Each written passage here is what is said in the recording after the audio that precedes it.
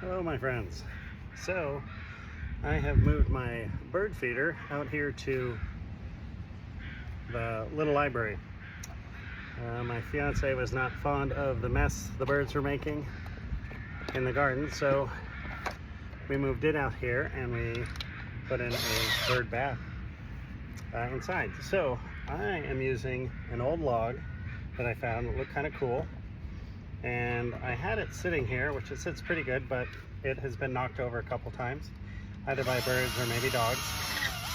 So I am going to secure it simply by adding a screw to one of the holes I drilled into the bottom of the pot to drain water from the bird seed.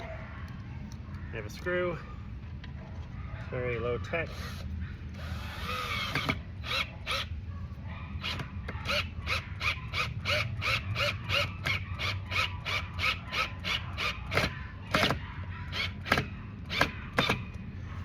And it doesn't even have to be that crazy tight because I don't want to break it.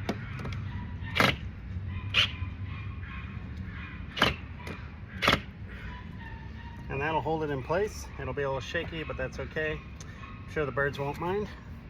And they're not that heavy. I think the big thing is having a puppy dog come up and exploring all the wonderful smells they're smelling here to investigate. I have drilled holes in the bottom of it, and that allows water, rainwater, or sprinkler water to flow out. So yeah, very simple. You can do one of these at your own house. Find something kind of cool to set it on. In here I have just a stump I got at a corner lot.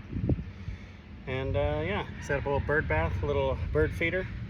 I got a masonry bit to drill holes in the pottery, and it's very simple and very inexpensive.